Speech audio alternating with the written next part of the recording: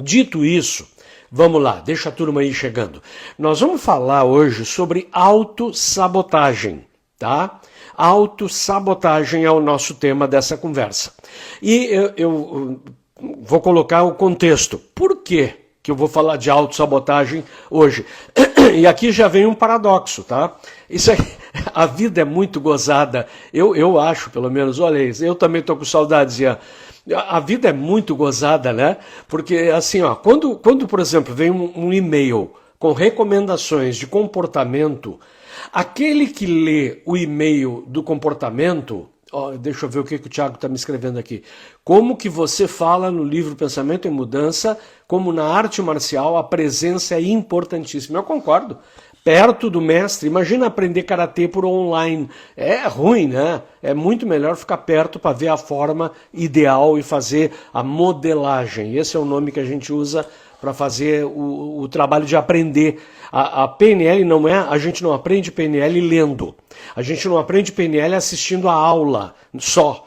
A gente aprende a PNL num conjunto de estímulos que incluem majoritariamente a nossa identificação com os padrões subliminares, portanto, abaixo da consciência, que a gente vai percebendo sem perceber.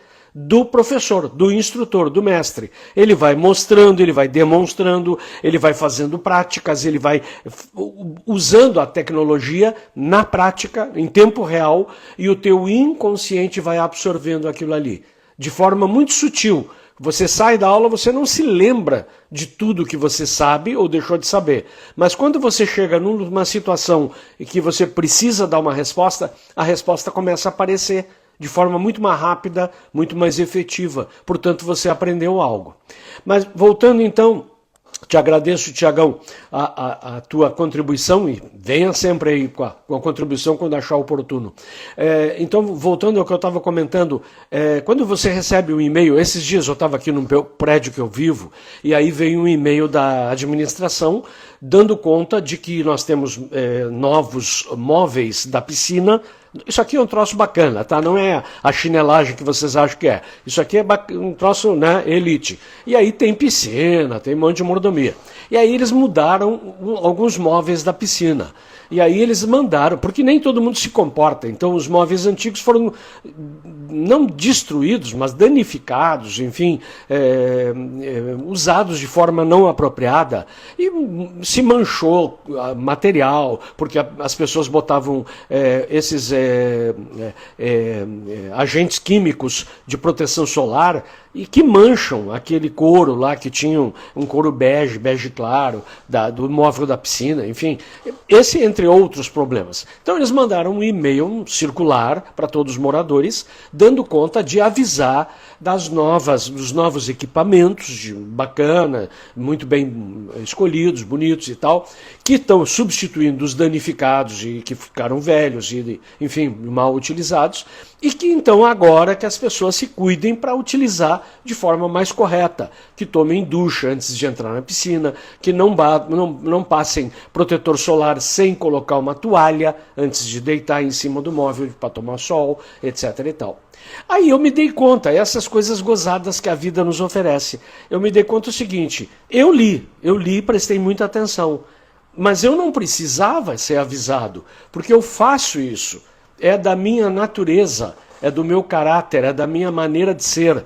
Eu cuido de preservar as coisas que eu tenho e as coisas dos outros que eu uso, eventualmente. Eu não sou o destruidor das coisas, eu sou um preservador das coisas.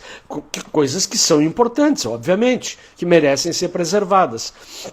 Então, eu me dei conta do seguinte, assim como outros, quem lê esse e-mail e presta atenção, não é a pessoa que precisava ser avisada, porque essa já é cumpridora das normas de boa conduta.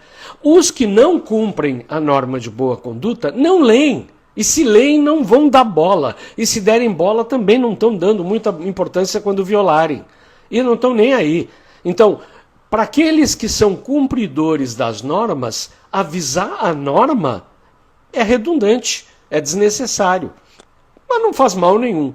Para aqueles que não são cumpridores de normas, para aqueles que têm mau hábito de mau comportamento, mau hábito social, má ecologia ambiental e humana, não se dá conta, não se preocupa, não tem mínima empatia para se preocupar com as suas ações e a repercussão do que está fazendo, para esses não adianta mandar e-mail avisando. Tem que fazer algum tipo de, eu chamo de custo. Alguém chamaria punição, tá?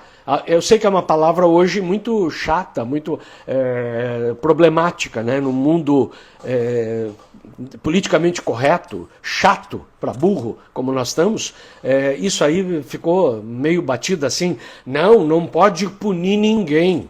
Então tá, então deixa o vândalo quebrar tudo. Né? Nós aqui nos Estados Unidos assistimos muito isso. Aqui na Flórida tem muito pouco, porque tem punição, ou eu chamo de custo, e lá na Califórnia não tem punição. Lá é um estado mais light, mais florzinha, mais liberal. Liberal no sentido ruim da palavra, porque tem liberal no sentido bom. E aí as pessoas fazem, as pessoas de mau comportamento, de mau caráter, de má índole, fazem o que querem e não acontece nada. Então tem que ter custo. Então o mau comportamento tem que ter custo. Essa é a ideia. Bom, então eu estava me dando conta desse paradoxo, porque eu também acrescento a esse paradoxo um outro paradoxo que nós estamos assistindo agora com as Olimpíadas. Estamos em plenas Olimpíadas. Aliás, deixa eu aqui comentar outras curiosidades antes de entrar no outro paradoxo. Essa Olimpíada, vocês viram a cerimônia de abertura, né? Teve um monte de porcaria, por meu gosto, tá? Cada um tem o gosto que quiser. Eu achei que teve muita coisa bonita e teve muita coisa que não precisava. Mas isso é gosto pessoal, eu tenho o maior respeito quem não concordar. Cada um, tá? Tudo bem. Mas o que eu fico pasmo é assim, daqui a pouco aparece aquele cavalinho, quem viu a cerimônia vai lembrar, um cavalinho dourado, com um cavaleiro misterioso, com uns roupas assim, meio soltas, né? A gente não sabia, era um ser andrógeno, porque não se sabia bem se era homem ou mulher, parecia uma mulher, mas era com um jeito meio másculo, enfim. E ela cavalgando sobre as águas do Sena, ainda bem que cavalgou sobre as águas do Sena, porque o Sena está contaminado de fezes ainda, né? Tá tendo um maior problema lá. Mas aí teve gente que começou a comentar, isso aí é conspiração, isso é coisa satânica, isso aí é o apocalipse. Cara, é só estudar um pouco de história. Tem o pessoal, que essa turma estava ruim de estudo, de cultura e de aprender. Então, assim, história da França. Teve lá uma mulher, teve uma figura numa janela que estava segurando uma cabeça, e teve comentarista na TV que não sabia o que era aquilo. E não sabia a história da Maria Antonieta, que perdeu a cabeça, a rainha. Mas, enfim, da Revolução Francesa. Mas essa cavalheira, eu já vou dar a pista, que está cavalgando sobre o Sena em direção ao monumento lá, que é onde eles fariam o acendimento da tocha. Na cultura, exatamente, Miriam, exatamente, a Miriam está apontando aí. Na cultura francesa, ela é de grande importância simbólica e é a imagem da Joana d'Arc, tá aí a Miriam, que é a portadora do fogo, o fogo sagrado, que era a libertadora, a primeira grande libertadora, que é uma personagem feminina com aspectos másculos, porque ela era uma guerreira, é uma santa, hoje considerada santa, guerreira. Ela mobilizou os francos na época para se revoltar contra os colonialistas que estavam lá dominando, que eram os saxões lá, a turma da Grã-Bretanha, da futura Grã-Bretanha. Bom, então, não vim aqui para dar aula de história, mas só para avisar. Quando tu vê um cavaleiro do Apocalipse, pode ser uma Joana d'Arc.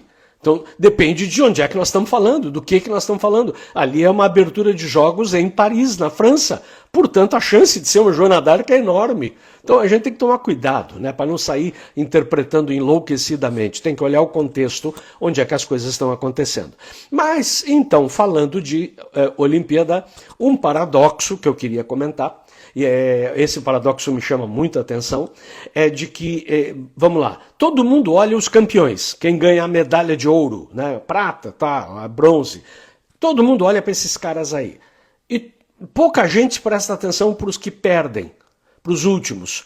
Não só o último do último, porque esse aí, o último do último dos últimos, aquele que nem se classifica, o que mal e mal se classificou, sabe, na piscina que todo mundo chega junto e depois vem um bem atrasado.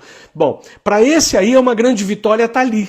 Esse cara está ganhando a maior comenda da vida dele. Porque esse aí não espera nada. Esse aí, como ele não tem nenhuma expectativa, ele também não tem nenhuma derrota, não tem nenhum fracasso, não tem nenhum erro. Ele não vai ficar bravo com ele, não vai fazer autocrítica, não vai ter nada. Esse não está se sabotando, que é o nosso tema de hoje. O cara que está, vamos lá, de 10 é o 8º, ou 7º. Aquele que tinha esperança, aquele que treinou. E aqui está aparecendo nessa Olimpíada gente que foi medalha de ouro na Olimpíada passada, na anterior, e que agora está se desclassificando ou classificando muito mal, perdendo muitos lugares. Esse cara é o exemplo de autossabotagem. E aí o paradoxo que eu quero comentar é o seguinte: aonde que está a maior lição para tirar de uma Olimpíada, de um competidor olímpico, de nível olímpico? Aonde que está a maior lição? É do cara que ganha o ouro ou é do cara que tira o 8º lugar esperando ganhar o ouro? A resposta parece bem óbvia, né? E paradoxal.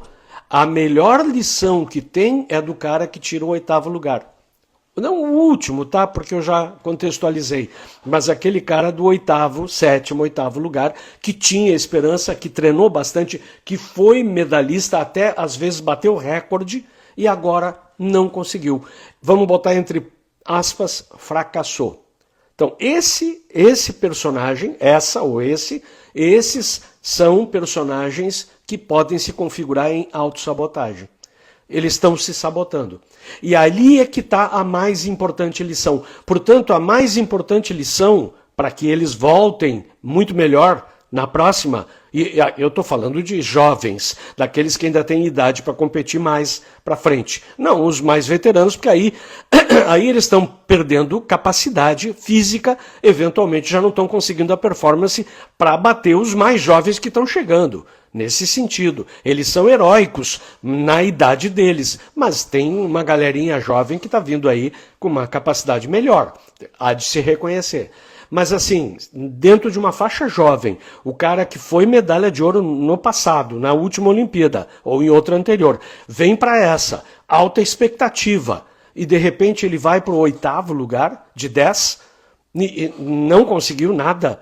O cara batia recorde no passado e agora não conseguiu nada. O que está acontecendo? E aí a gente vai olhar e vai ver que tem vários casos em que eles depois saem muito mal, eles saem realmente baixa autoestima, baixa autoconfiança, muita autocrítica, e ali está o território mais precioso das mais importantes lições para que alguém possa aprender. No caso, eles, né? De aprender para quê? Para se preparar, para voltar mais forte e na próxima Olimpíada, quem sabe, bater outros recordes e ganhar outros ouros, pratas ou bronzes. Só que, aí está o paradoxo. Boa noite, Roger, boa noite, Márcia, boa noite, Ana. Vamos entrando aí, eu estou falando e vamos entrando. O paradoxo é que esse lugarzinho que a gente chamaria de derrota, Leila, salve, entre, esse lugarzinho da derrota, do 8º lugar, é o lugar mais doloroso, mais difícil para aprender lições, porque a pessoa está muito crítica, ela está muito braba com ela mesma. Então, e ela começa a tentar atribuir o problema a outros, ao treinador, a alguém que não ajudou, a, sei lá, o tapete, ou a barra estava solta. Aí começa a falar essas coisas, o técnico, enfim, o amuleto que ela não trouxe. Não, é dentro, a solução está dentro. Aquilo que cabe a ela está dentro dela, obviamente. Então, esse lugar é o lugar mais precioso para pegar as melhores lições para realmente se tornar um competidor muito forte, quase imbatível. Mas é aí o lugar mais difícil de aprender essas lições. Esse é o paradoxo. Vamos botar numa frase, tá, de efeito, onde estão os derrotados, Não o cara que é vitorioso por estar no último lugar. Esse não está nessa lista. Eu estou falando o que queria estar no primeiro lugar e tirou oitavo. E se preparou para estar no primeiro e tirou oitavo. Esse eu chamo de derrotado. Então, os derrotados de uma competição de um nível olímpico, eles estão na melhor posição para tirarem as mais importantes lições para poder se tornar realmente grandes vencedores, quase imbatíveis, luminares da sua estirpe.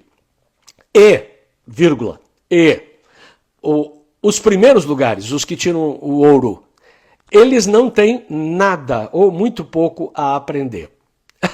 Esse é outro paradoxo, tá? Tem duas áreas de aprendizado, uma de pobre aprendizado, muito pouco, e outra de riquíssimo aprendizado. Se você me dissesse assim, você diz assim, doutor Nelson, o senhor vai lá para fazer um determinado tipo de tarefa, que você vai se preparar e vai estar apto para isso. E você pode escolher, você vai para uma sala onde você vai aprender muito, mas não vai comemorar muito, tá? Não tem muita comemoração. Não tem badalação, mas tem as melhores lições. E você tem uma outra sala onde tem um monte de comemoração, um monte de festa, mas não tem lição nenhuma. Muito pouca. Se tiver, é quase nada. Você vai ser bajulado, aplaudido, vão te lamber, vão bater foto, vão escrever sobre... o teu nome vai estar em manchetes, etc. e tal, por algum tempo também, porque depois esquece. Mas você, como pessoa, não vai sair melhor daquela segunda sala. Da primeira, você vai sair muito melhor do que da segunda sala. Qual sala você prefere? Cara, é difícil essa escolha, porque nós gostamos do glamour, nós gostamos da festa, nós gostamos de ser paparicados, nós gostamos de ser reconhecidos, de ser aplaudidos, de ganhar um like, de dar um coraçãozinho quando a gente fala, né? A gente gosta. Mas eu diria, como pessoa, dentro de uma estrutura que a gente chama de vida, é mais rico para a gente ir para o lugar onde a gente aprende mais. Então, é claro que essa escolha não é assim o tempo todo na vida. Na vida nem sempre você tem que abrir mão de festa para poder aprender. Você pode aprender fazendo festa. E você pode fazer menos festa e aprender mais, ou aprender menos e fazer mais festa. Dá para regular, não é um sim ou não. Mas na Olimpíada é quase um sim ou não. É bem mais perto de um sim ou não.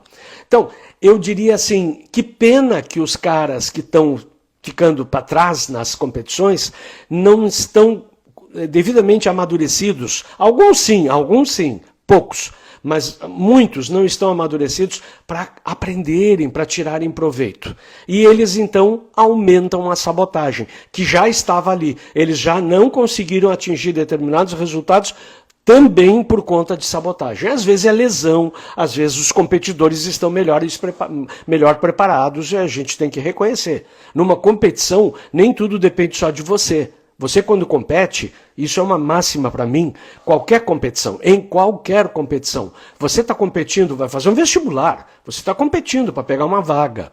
Quando você vai fazer um vestibular, eu fiz o meu e eu me classifiquei em 3º lugar na medicina, numa competição dificílima. Eu tirei o 36º lugar no geral, que era o vestibular unificado na época.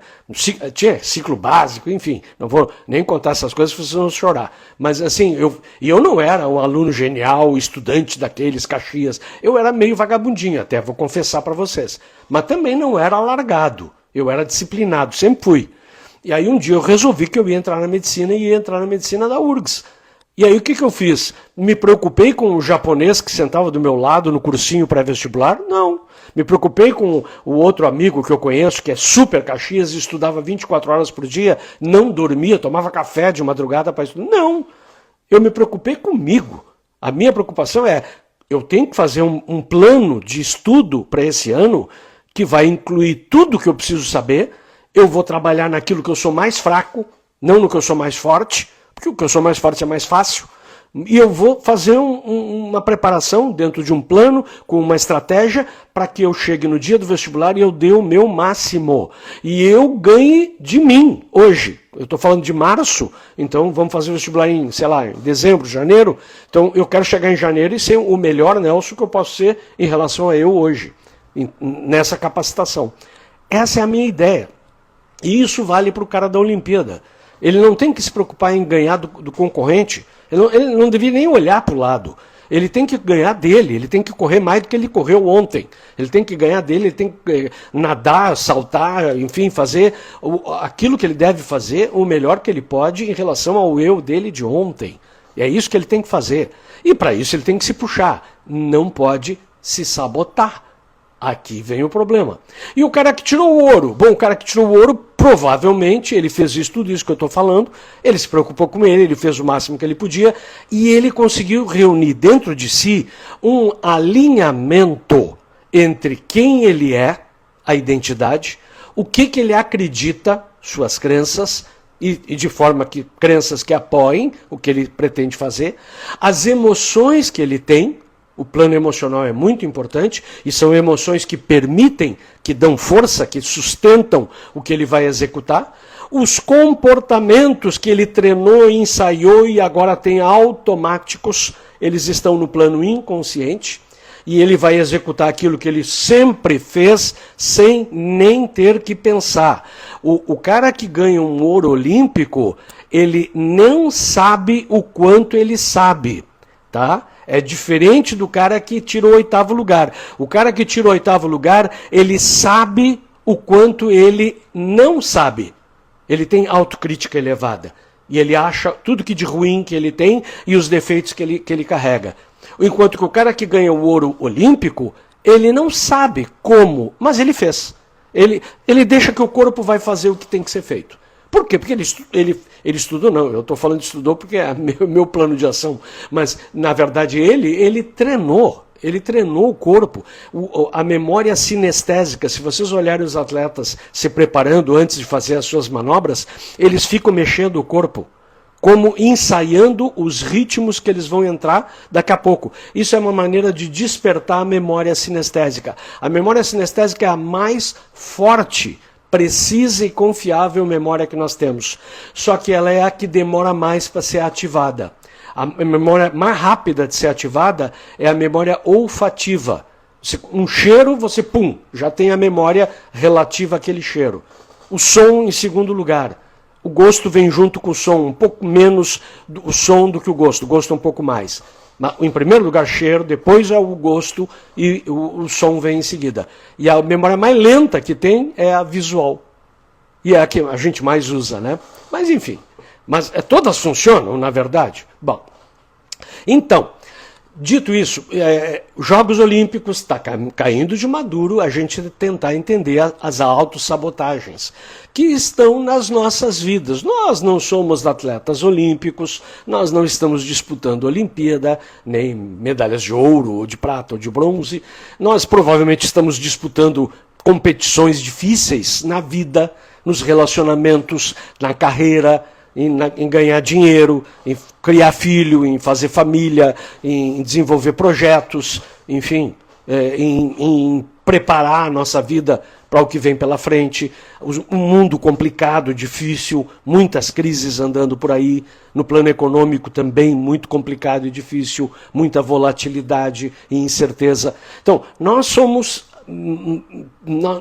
atletas da vida, mal preparados, a maioria, mal equipados, muito indecisos, cheios de dúvida, não temos esse alinhamento entre quem a gente é, o que a gente acredita, como é que a gente está com as emoções, o que a gente sabe fazer com o nosso corpo, com a nossa unidade mente e corpo. Nós não temos esse alinhamento, muito pelo contrário. Nós vivemos o tempo todo sendo desalinhados por várias razões. E aí não surpreende que de vez em quando a gente fracasse, a gente não funcione bem. Até aí tudo bem, até aí é normal. Olha o André me dando aqui uma. Bem assim mesmo, doutor, se mantém em alta performance, é isso aí. Mas não é fácil, viu, André? O ideal, o mundo dos sonhos, é que as pessoas todas, em qualquer área da sua vida, elas sejam alta performance o tempo todo. né? Tu vai para o teu trabalho e tu é o melhor cara para trabalhar naquela área. Tu vai estudar, tu é o melhor cara naquela área de estudo. Tu vai nos relacionamentos, tu é um cara bacana, né? Mas não é fácil. Não. Por quê? Porque nós não temos esse alinhamento dado, de graça. A gente nasceu com ele e está pronto. Ao contrário, nós somos testados e tentados a desalinhar o tempo todo. N razões. Nós vamos ver daqui a pouquinho. Tá? Bom, então, é por isso que a gente vai falar um pouquinho de baixa autoestima. Baixa autoestima está dentro do balai. De autossabotagem. Tá? Eu quero mudar e não consigo. Esse é o nome da live. Eu quero mudar e não consigo. Tá? O que te impede? A pergunta da PNL. O que te impede, cara pálida? E aí, algo impede. Não vai me dizer nada. Como nada? Se nada te impede, já estava andando. Eu diria que talvez assim, a primeira coisa mais importante para ressaltar em termos de o que impede as pessoas de mudar é que elas não querem mudar. Eu vou dizer de novo. A maioria das pessoas não querem mudar. Tá? Aí você que está aqui comigo, provavelmente quer. Você está interessado até em me escutar. Você me conhece, você sabe que eu sou um pouco provocador. O tema que eu trago não é um tema comum, né, light. Eu sou de bater com o joelho, né, joelhaço, técnica do analista de Bagé. Então aí, você que está aqui na sala comigo, você é alguém que está preocupado em melhorar, em se capacitar, em alinhar esse eixo que eu estou falando, em tentar buscar as suas medalhas de ouro, de prata, de bronze na vida. Né? Tentar fazer o melhor que der. Se não dá, ok, mas você tentou fazer o teu melhor. Mas a maioria das pessoas, elas nem estão aqui, obviamente, e elas também não estariam, mesmo que se pudessem saber e querer alguém passar perto e dizer para elas, olha, tem um troço lá que pode ser... não estão interessadas. Elas estão interessadas no TikTok, elas estão interessadas na dancinha. Eu li um artigo esses dias no The Economist, aqui nos Estados Unidos, e o estudioso, um psicólogo, que comentava o seguinte, baseado em estudos científicos, tá? É mais fácil tu conseguir a atenção de um peixinho dourado num aquário do que de um jovem da geração Z hoje, no mundo. Um jovem da geração Z, ele não te dá atenção por mais de 5, no máximo 8 segundos. Um peixinho no aquário, conforme tu fizer os teus movimentos, ele é capaz de prestar mais atenção. Olha a que nível nós estamos, tá? Então, é muito perigoso em termos de geração. Esta geração Z, que é a geração da galerinha mais nova aí, geração TikTok, tem que tomar muito cuidado, porque está entrando aí um furacão, um tsunami, chamado inteligência artificial, que tem, entre parênteses, um troço chamado singularidade. Se você nunca ouviu falar, vai lá procurar saber o que é. Eu vou te resumir aqui para tu não te cansar. Singularidade é quando a inteligência das máquinas supera a inteligência das pessoas. Tá? Não importa o tamanho do grupo de pessoas, as máquinas que criarem essa singularidade vão estar mais capazes em todos os sentidos do que as pessoas, e nós estamos perto disso, muito perto. Então, aí pode ser bom, pode ser ruim, pode ser nada, isso é outra discussão, né? O cavalo que está cavalgando sobre o Senna pode ser do apocalipse satânico e pode ser a Joana d'Arc libertadora, tudo pode ser, mas é bom saber que está acontecendo.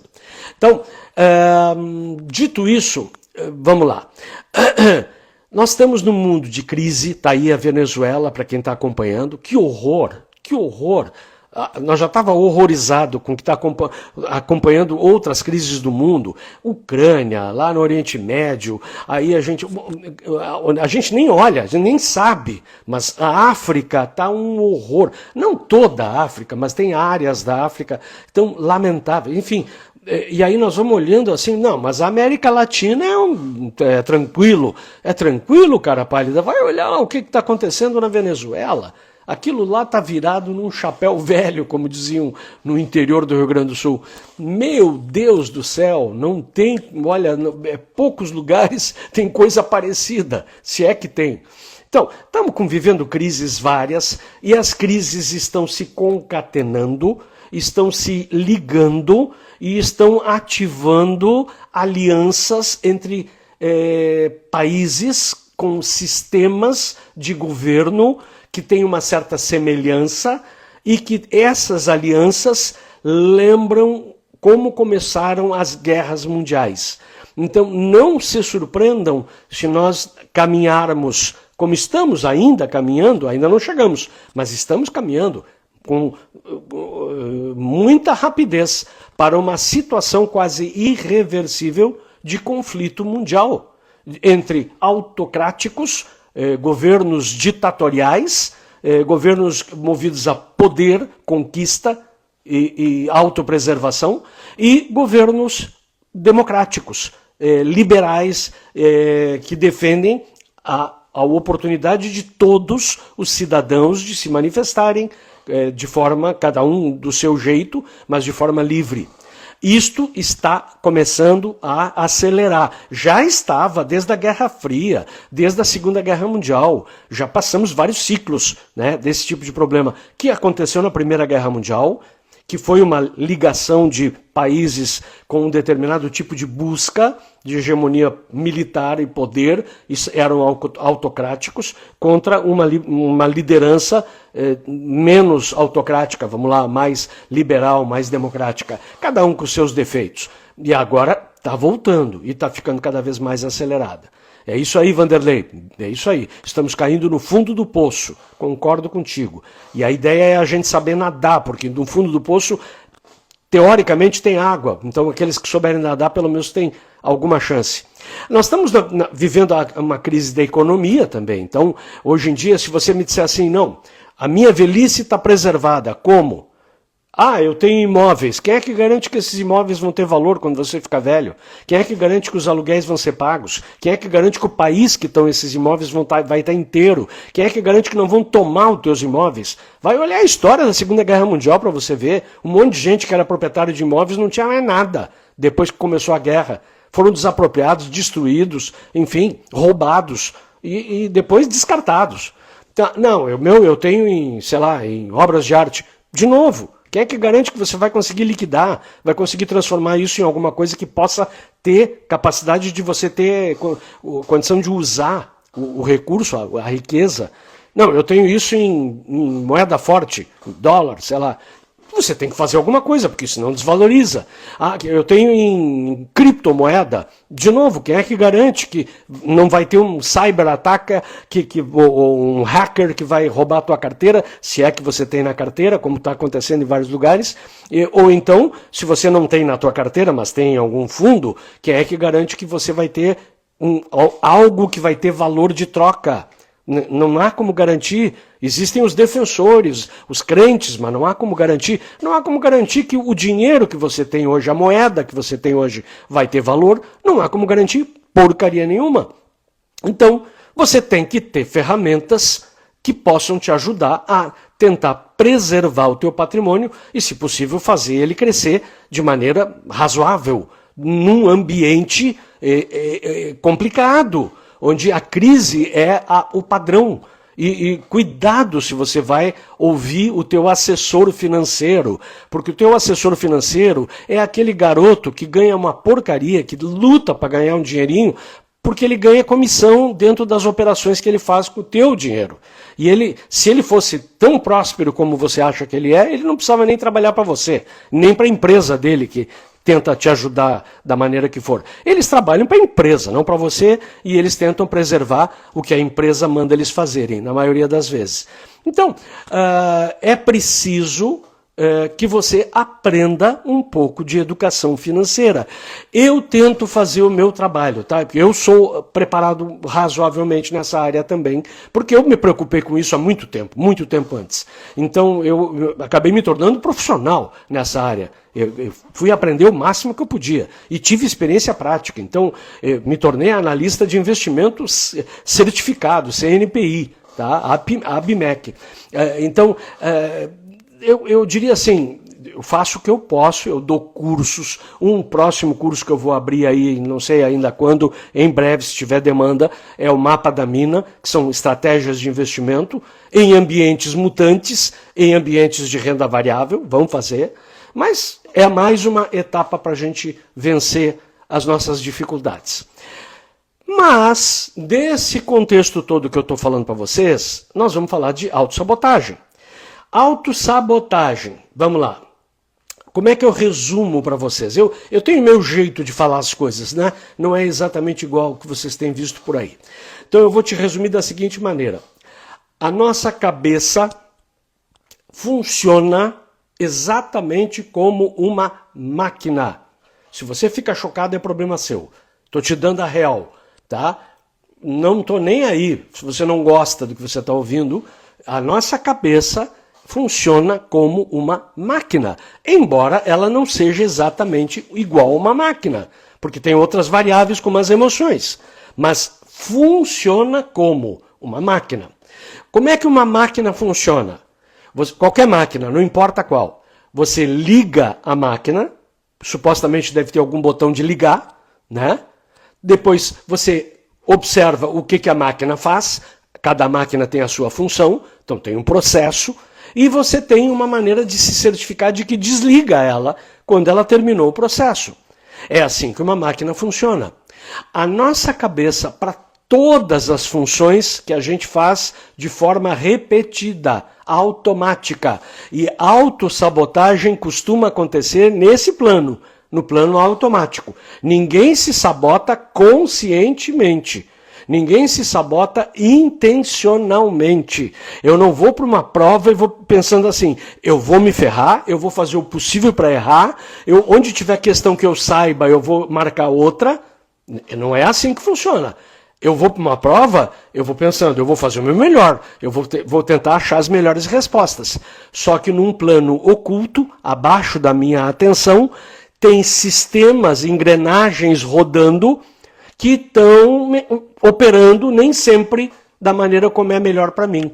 Às vezes fazendo eu não enxergar alguma coisa, às vezes fazendo eu enxergar alguma coisa que não está lá, eu distorcer, às vezes fazendo eu achar um padrão que não existe, uma generalização.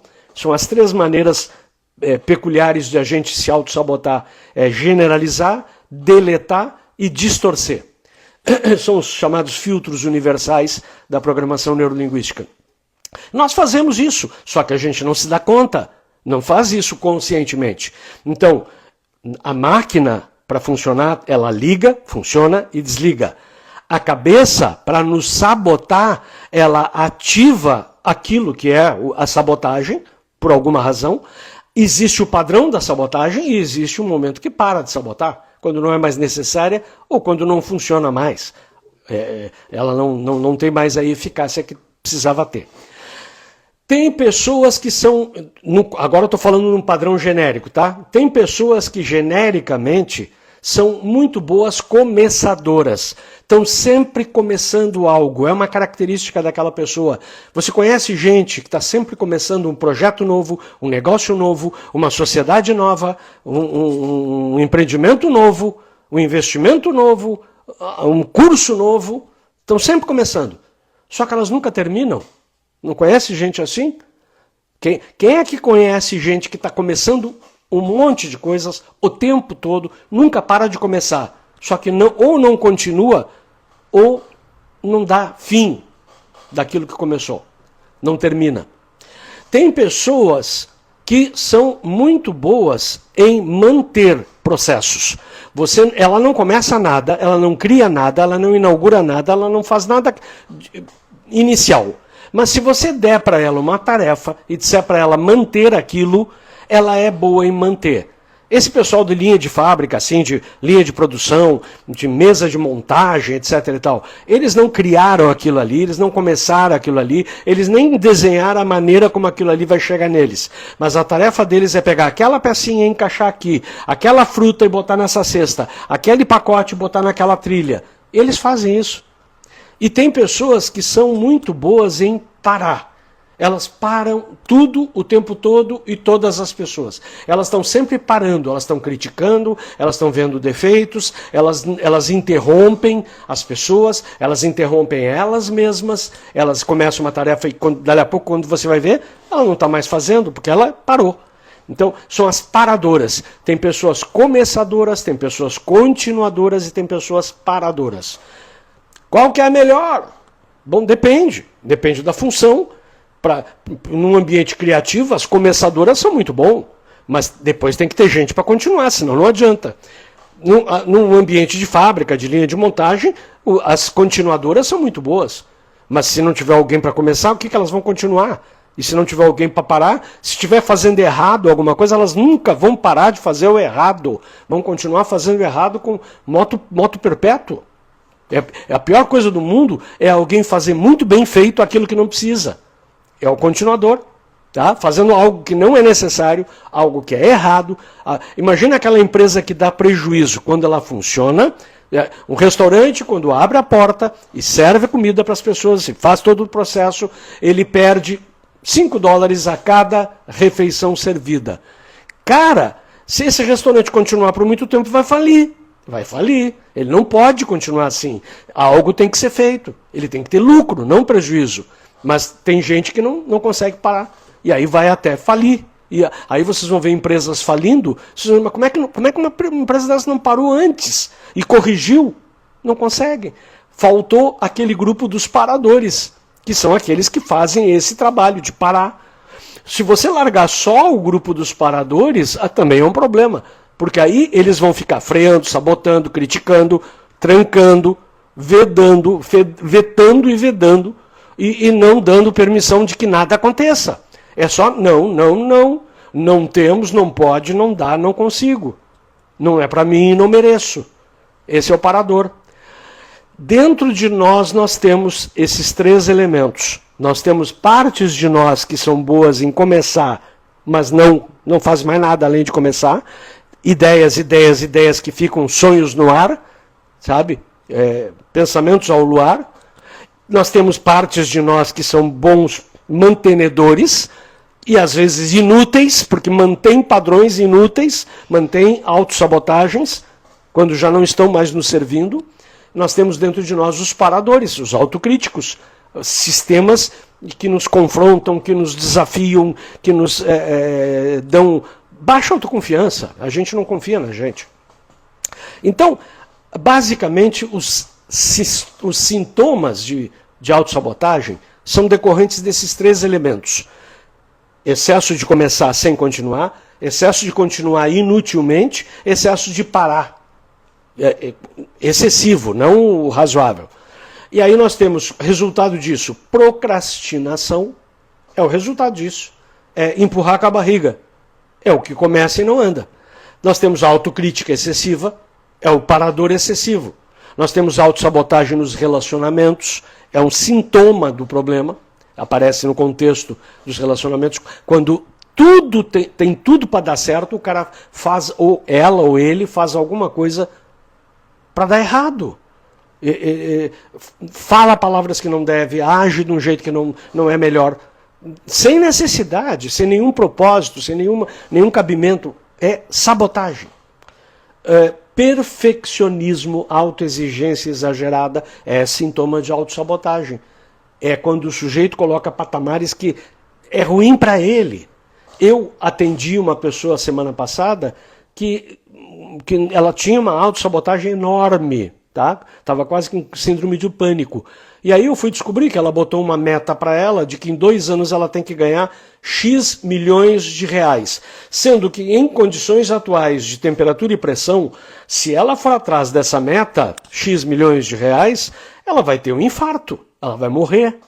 E aí alguém dentro dela, saudavelmente, deu um para-te-quieto, deu um pânico nela. E aí ela veio assustada para tentar tratar o pânico comigo. Não dá para remover um pânico nessa situação enquanto ela não aprender a colocar o perfeccionismo dela um pouco menos. Aceitar que às vezes as coisas não são exatamente... É bom querer muito? Mas não perfeição. Não absoluta. É o melhor possível. tá? E a evitação de oportunidades, é o não dar-se a chance, é não ir no lugar, né? não aceitar o convite, não comparecer, é não ir na reunião, não se inscrever, não fazer o curso que está sendo avisado. Isso é não se dar a chance, é uma maneira de se sabotar. Causas disso, esses 3 fatores que eu falei, que causam deslocamento dessas energias dentro da gente. Excesso de um e diminuição de outros, é aí que acontece a autossabotagem. Tá? E a baixa autoestima, a baixa autoconfiança. Aqui uma coisa que é outro paradoxo que eu acho muito encantador como estudo, tá? Não para quem tem. Tem 2 tipos de medos. O medo é uma das coisas mais travadoras que tem para o ser humano. O ser humano trava absurdamente por medo. Tá? E medo de quê? Medo do fracasso, que é o mais conhecido, é o mais comum. Mas o pior de todos é o medo do sucesso. O medo do sucesso trava mais e é mais frequente do que o medo do fracasso. É o medo de dar certo. É aquela história. E se der certo? Bom, aí eu vou ter imagina, o sujeito chega, o que você quer? Eu quero ganhar uma fortuna, 1 bilhão. Ok, nós vamos dar um jeito de fazer uma conspiração cósmica e você vai ter a lei da atração e vai ter lá, vamos criar um buraco negro espiritual e você vai ter 1 bilhão de reais na sua conta em tempo X curto aí. Tá, e aí você ficou bilionário. E agora? Algumas pessoas param e pensam, criei um problema, não vou ter mais a minha vida. Não vou poder sair com meus amigos tomar um chopp. Não vou poder mais comer aquele churrasquinho na casa dos amigos, porque vou ter que ter segurança. Aí os amigos já vão ficar interesseiros, eu já não tenho mais condições de saber quem é que é amigo e quem não é. Aí as pessoas vão começar a me assediar, aí eu vou ter que me isolar. Aí eu não posso andar em qualquer shopping center, não posso andar em qualquer lugar, não posso andar sem camisa na praia, sabe? E aí, para que eu quero 1 bilhão se eu não consigo fazer nada disso que eu gosto? Não posso pegar uma moto e sair andando, sabe, com vento na cara. Não posso pegar ou viajar para qualquer lugar que eu queira, sem dar explicação para ninguém. Entrar em qualquer hotel, sair à noite para tomar um sorvete. Não pode. Mas não pode mesmo. Não pode mesmo. Vai ter que estar sempre com guarda forte e preservado. Bilionário, imagina. Óbvio que não. Só se andar com disfarce, né? Então, essas coisas que a gente está falando, é o medo do sucesso. E se der certo, qual é o perigo? Tem perigo, e é bom ver, antes de se meter a dar certo. Enfim, vamos lá. As crenças limitantes, os pensamentos automáticos negativos. As crenças limitantes são absolutamente inconscientes. A gente não creia, essa é uma crença, não creia que as suas crenças que te limitam estão acessíveis a você percebê-las.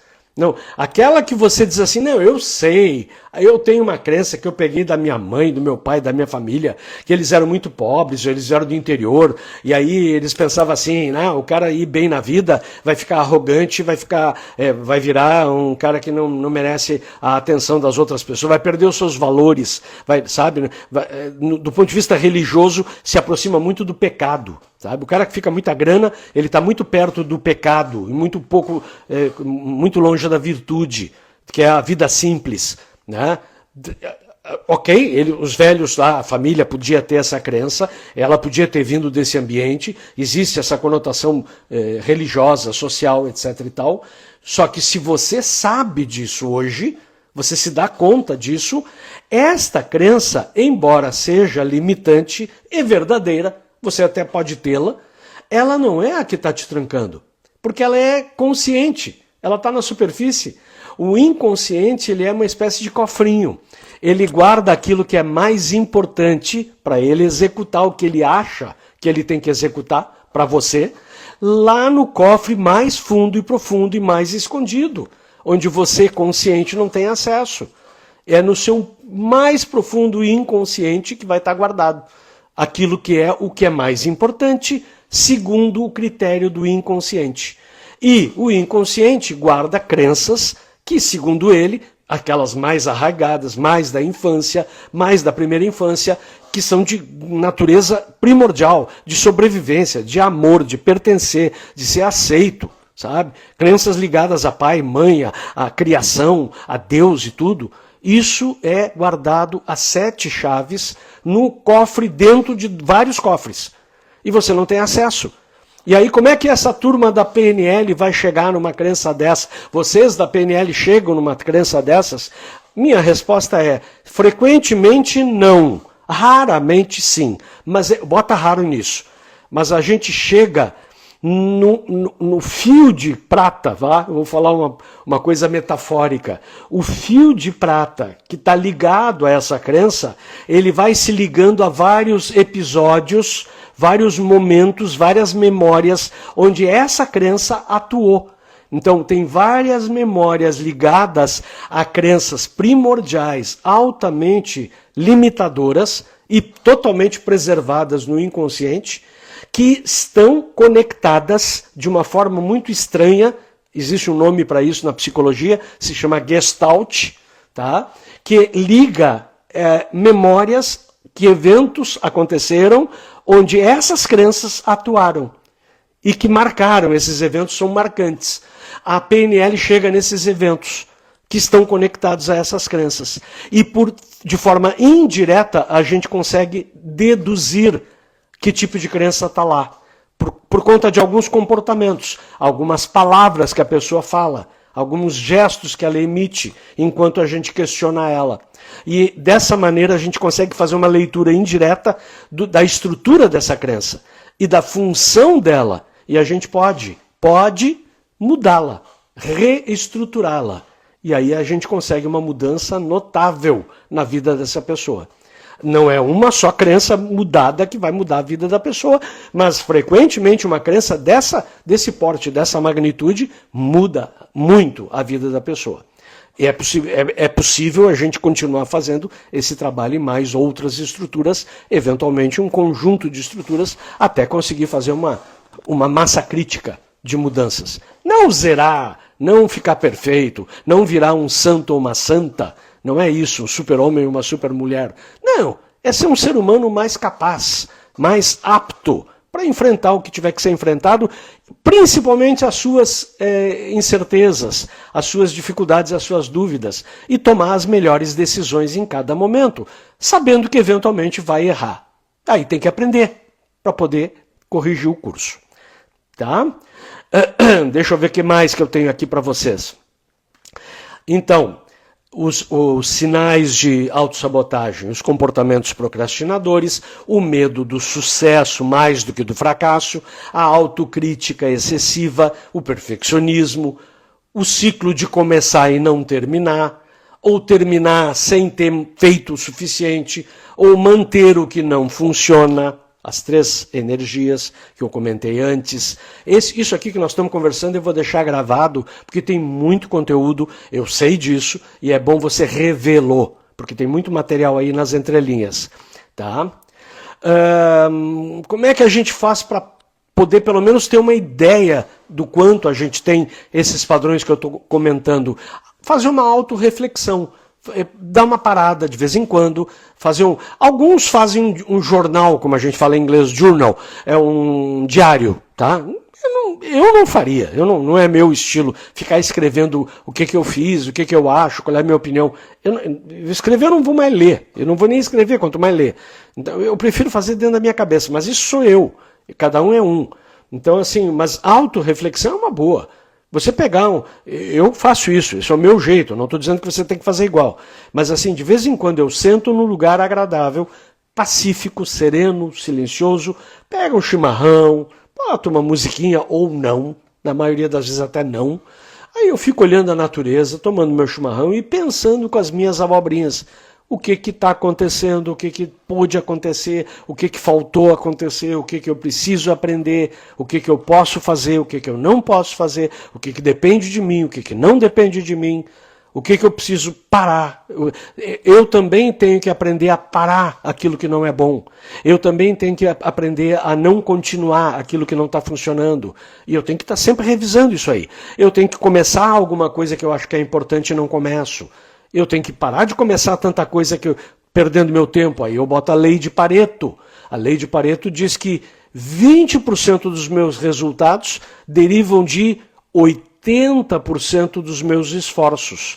E 80% dos resultados derivam de 20% dos meus esforços. Essa é a lei de Pareto. Se eu descobrir onde é que estão os 20% de esforços que geram 80% de resultados, eu paro de perder tempo nos outros 80% de perda de tempo e energia, que só dão 20% de resultado. Faz sentido isso que eu estou falando ou é muito estranho? Vamos lá, eu adoro essas observações paradoxais. E aí vemos então que a PNL, a Programação Neurolinguística, tem um papel para nos ajudar em tudo isso. E temos um curso em setembro, 23 a 28. E eu prometi que até o fim da live, nós estamos chegando quase no fim, eu daria uma surpresa para vocês. A surpresa é a seguinte: aqui da live, só desta live, quem me mencionar tem que mencionar a live, e é a live da autossabotagem. Tem que dizer, eu estou superando a autossabotagem e me inscrevendo no curso, doutor. Vai ganhar um desconto especial, tá? É um desconto muito especial e é restrito a quem está aqui nessa live. Então, entre em contato com o meu WhatsApp e você vai descobrir qual é o desconto. É 51991352888. Vou repetir. 51991352888. Manifeste ali no WhatsApp o seu interesse em fazer, manifeste que você assistiu a live e eu te presenteio com um desconto que não está em lugar algum, e é muito especial. E eu digo mais, só tenho 5 vagas. 5 vagas e terminou, tá? Então esse era o presente que eu queria dar para você. Reta final. Me escrevam dúvidas, me escrevam. Isso, Tiagão. Tiagão sempre me ajuda. Esse mesmo, Thiago. Isso aí, 99135-2888. Perfeito, tá lá, para quem estiver olhando. Olha, eu Dornei, grande Dornei. E aí, quem tiver alguma dúvida, alguma observação, algum comentário, por favor, manifeste-se. Eu vou, com a maior presteza que eu puder, responder o quanto eu puder e dar a minha ideia da resposta, tá? Caminhos para se superar a baixa performance decorrente de autossabotagem. Entre tudo isso que eu já falei, eu acrescentaria uma boa capacidade de definir objetivos. Tá? Isso, se você consegue definir bem os seus objetivos, você consegue começar melhor, manter o que deve ser mantido e parar, quando for o caso, de parar aquilo que deve ser parado. Essa é a maneira de equilibrar essas 3 energias. Alinhar a tua identidade, as tuas crenças, as tuas emoções, os teus comportamentos e os teus resultados. Tudo isso você consegue formando bem um desejo, um objetivo bem formado. O curso de Programação Neurolinguística tem uma tarde inteira, se não um dia inteiro, dedicado a técnicas de formação de estados desejados bem formados. É algo complexo, não é tão simples assim não. Tem técnicas, porque a gente não é treinado para fazer isso, tá bom? Abração, Dornei. Mas, de qualquer maneira, vamos lá. O objetivo bem formado, ele se compõe de 6 etapas e eu vou aqui recitá-las. Depois você vai ter que se puxar. Você tem que formatar um desejo que seja enunciado de forma positiva, ele deve ser específico, ele deve ser contextual, ele deve ter a maneira da gente conseguir medi-lo, então ele tem que ser verificável, mensurável, acompanhável, de forma sensorial. A gente tem que ter uma maneira de ver, ouvir e sentir aquilo que a gente quer, quando estiver conseguindo o que quer. Ele tem que ser ecológico, portanto ele tem que repercutir, a sua consequência tem que ser mais positiva do que negativa, embora possa ter alguma negatividade. Ele tem que ter valor, tem que ser relevante, tem que ser importante. eu tenho que querer aquilo porque vale a pena para mim, eu pago o preço, e ele tem que fundamentalmente depender majoritariamente de mim, da minha pessoa. O meu desejo tem que depender majoritariamente da minha pessoa, não dos outros. Se eu cumprir esses 6 quesitos, eu estou estabilizando o começar, o fazer, o manter e o parar quando valer a pena, e alinhando o meu espírito, a minha identidade, as minhas crenças, as minhas emoções, os meus comportamentos, especialmente os automáticos, e os resultados. Tá? Vamos lá. Aprender com os fracassos e com os erros rapidamente. O erro demorado é um problema, o erro rápido não é um problema. O fracasso só acontece quando você não aprende com o erro. Não aprende o mais rápido que você puder. Tá? Que mais? Está caindo aqui a minha cadeira, deixa eu ajeitar aqui, senão eu estou afundando. Celebrar vitórias é saudável. Pequenas vitórias devem ser celebradas. Sempre, o tempo todo, revisão, tá? Sempre, feedback, feedback, feedback. Você faz algo, verifica. Isso é feedback. E se tá bom, continua, e se não tá bom, muda. Feedback. E se você não tem feedback direto, porque você não consegue observar das suas ações, você consegue feedback indireto, perguntando para as pessoas que você confia